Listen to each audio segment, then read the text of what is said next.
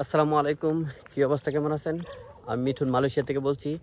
অনেকেই যারা নতুন মালয়েশিয়াতে আসতে চান তারা অনেকেই মালয়েশিয়ার সম্বন্ধে জানতে চান আর কি, মালয়েশিয়া কীরকম এবং কি মানুষের কাছে কিন্তু শুনেন মালয়েশিয়া চুয়াবিন তেলের বাগান আছে, যেটাকে পামেল গাছ কয় আর কি। তো তাদেরকে আজকে আমি দেখাবো মালয়েশিয়ার চুয়াবিন তেলের বাগান, পামেলের গাছ আমরা যেটা কই আর কি। তো আমি আছি মালয়েশিয়াতেই, দেখেন এটা কিন্তু চুয়াবিন তেলের একটা বাগান, দেখছেন? এখানে কিন্তু জঙ্গল আর জঙ্গল। হ্যাঁ, এগুলি কিন্তু ওই সোয়াবিন তেলের বাগানে, আপনি যদি সোয়াবিন তেলের বাগানে আসতে চান তাহলে কিন্তু আপনার কিন্তু এখানেই কাজ করতে হবে। এখন আমি যেখানে আছি এখানে কিন্তু কাজ করতে হবে, এরকম জায়গাতেই। পুরা মালয়েশিয়া এরকমই। আপনাদেরকে আমি দেখাই জায়গাগুলি। এই যে দেখেন, দেখছেন?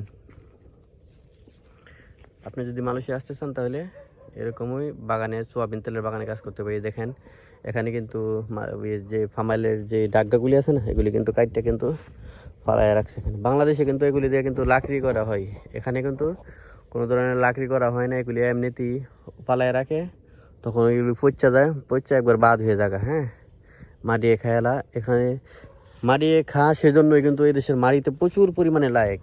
এটা কিন্তু ফার্মাইলের গাছ। এই দেখেন, এই যে দেখছেন, এই যে এটা ফার্মাইলের গাছ, এটার উপরে ফল ধরছে। এই ডাগাগুলি কিন্তু বাংলাদেশের ডাব গাছের মতো, ডাব গাছের পাতা যেরকম এরকমই সেম।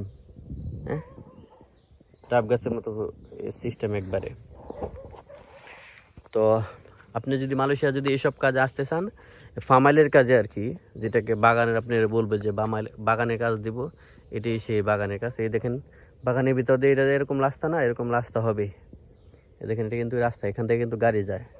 ফার্মাইলের যে ফলগুলি আর কি, সয়াবিন তেলের যে বাদাগুলি, এগুলি কিন্তু নিয়ে যায় গাড়ি এদিক দিয়া।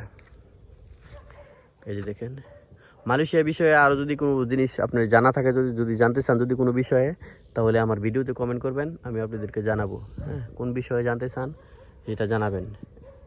এটা হচ্ছে মালয়েশিয়ার ফার্মাইল বাগানের ভিডিও আর কি। এই দেখেন এটা হচ্ছে ফার্মাইল বাগান, বুঝছেন?